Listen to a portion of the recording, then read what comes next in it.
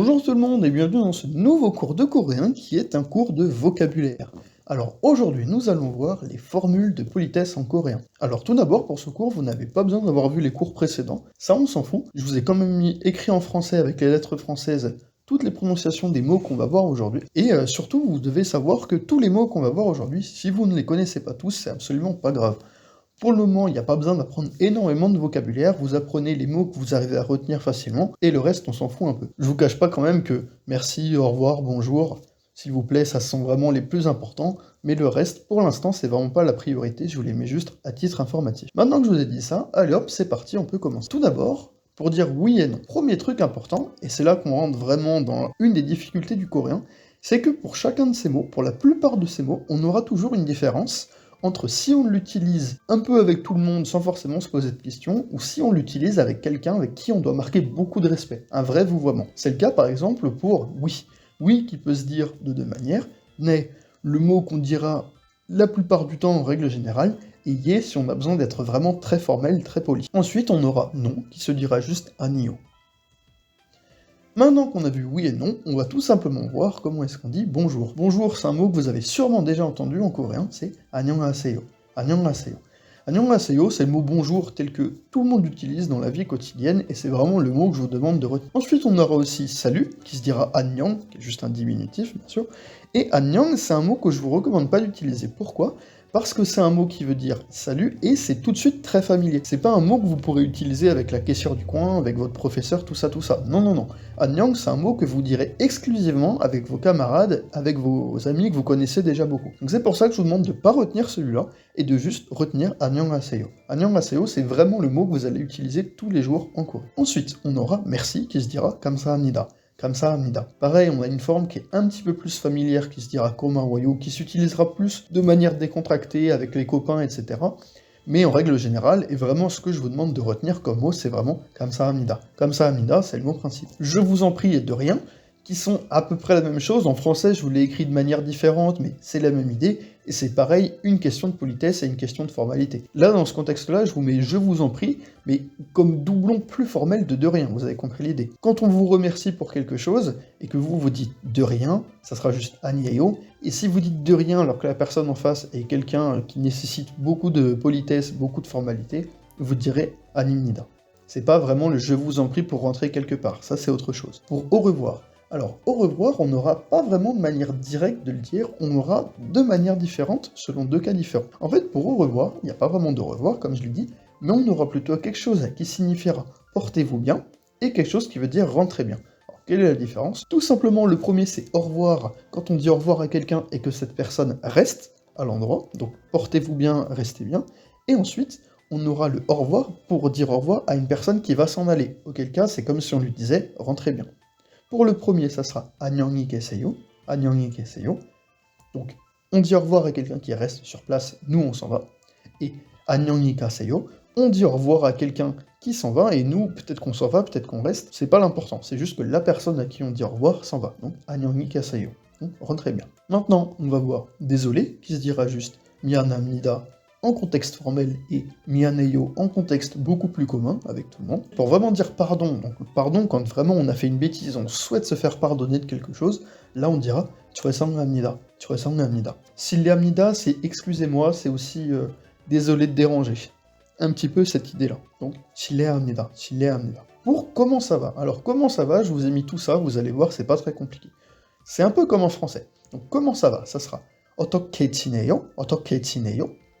Donc comment ça va ? Mais on peut très bien juste dire ça va, point d'interrogation, auquel cas ça sera tsaltineyo. Et aussi ça va, on répond ça va, comme en français, tsaltineyo. Cette fois-ci on monte pas le ton, donc tout comme en français si on dit ça va, et ça va. C'est exactement le même principe. Tsaltineyo, tsaltineyo. Bon, en contexte plus formel, il vaudrait mieux utiliser quand même comment ça va, comment allez-vous, qui sera otoke chineyo. On va voir un mot que vous avez sûrement déjà entendu. C'est le mot ça va bien, c'est ok. Est-ce que ça va ? Est-ce que c'est ok ? Donc ça sera 괜찮습니다 en contexte formel et 괜찮아요 en contexte plus naturel, plus normal. Ensuite, un autre truc à savoir, c'est que 괜찮아요, on peut autant l'utiliser pour dire oui, oui, ok, ça va bien, que pour demander si la personne d'en face va bien. 괜찮아요 ? Point d'interrogation. Bien entendu, si vous ne connaissez pas bien la personne, on va utiliser le mot qui est au-dessus. Enchanté de vous rencontrer, ça sera 반갑습니다, 반갑습니다. Et juste enchanté, donc en contexte un petit peu moins formel, ça sera 반가워요, 반가워요. Par exemple, vous rencontrez votre patron dans l'entreprise, ça sera vraiment 반갑습니다. Et si vous rencontrez juste l'ami d'un ami que vous connaissez pas trop, vous avez à peu près le même âge, bon là ça sera 반가워요. Vous avez l'idée. Ensuite, pour le bon appétit, c'est pareil, il n'y a pas vraiment de phrase qui veut dire bon appétit comme en français, mais on aura deux versions en fonction du contexte. La première version, ça sera bon appétit quand on souhaite bon appétit à quelqu'un. Par exemple, quelqu'un à qui on sert à manger. Ou quelqu'un qui est en train de manger, on le regarde en train de manger et on lui souhaite de bien manger. Là, ça sera 맛있게 드세요. Donc ça veut dire manger bien. C'est quand on sert à manger à quelqu'un ou quand quelqu'un mange. Ensuite, on aura bon appétit quand c'est nous qui allons manger quelque chose. On vient de recevoir quelque chose dans l'assiette. On dit bon appétit pour manger avec nos potes. Là, on dira 잘 먹겠습니다, 잘 먹겠습니다, qui veut dire ça a l'air bon. C'est comme ça qu'on dit au restaurateur bon appétit, comme ça le restaurateur sait que ce qu'il a fait c'est bon. Et c'est comme ça qu'on se donne bon appétit à tout le monde. Ensuite, on a dormez bien et bonne nuit.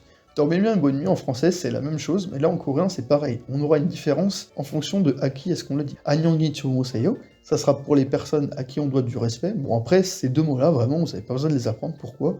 Bah parce qu'en vrai, ça ne vous arrivera quasiment jamais de dire ça en coréen de manière formelle. Donc celui-ci, on met un peu de côté. Par contre, 잘 자요, celui-ci est un petit peu plus commun. Après, c'est pareil. 잘 자요, c'est vraiment quelque chose à dire avec des gens qu'on connaît déjà bien, des gens avec qui on est proche. Mais généralement, on dit pas bonne nuit à des gens avec qui on n'est pas proche. Vous avez l'idée. Donc pour celui-ci, en vrai, les deux mots, on s'en fout un peu. On va passer à la suivante. Un autre truc très important, quand on va être dans un bar, dans quelque chose comme ça, on va très souvent entendre konbe.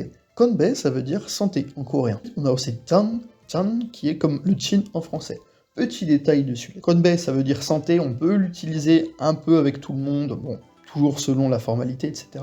Mais pour le chan, c'est beaucoup plus familier, qu'on va vraiment plus utiliser avec ses potes, avec ses copains. Donc le chan, je vous conseille vraiment de le garder pour quand vous êtes avec des amis, des gens que vous connaissez déjà bien. Et sinon, ça sera konbe. Maintenant qu'on a vu ça, on va voir monsieur et madame. Alors ça va être un petit peu compliqué.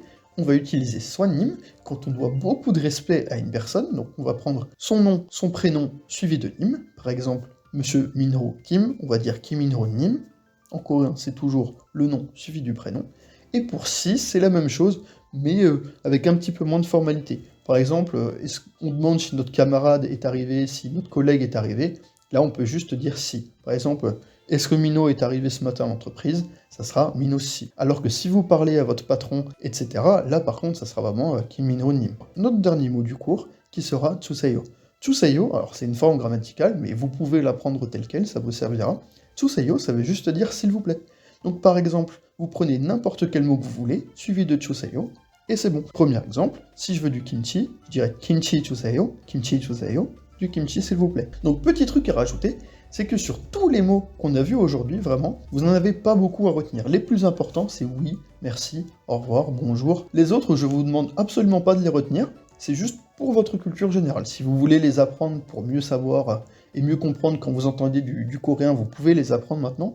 Mais tous ces mots-là, vraiment, pour l'instant, c'est absolument pas une obligation de les apprendre pour le moment. Ça viendra par la suite. Je vous recommande juste d'apprendre les mots que je vous ai dit tout à l'heure, vraiment les plus importants. Pareil pour Tsuseyo, si vous prévoyez d'aller en Corée prochainement, ça peut être intéressant de l'apprendre. En tout cas, j'espère que ce cours vous a plu. Si vous avez des questions, n'hésitez pas à les poser en commentaire. Et puis sur ce, je vous donne rendez-vous au prochain cours. Ciao!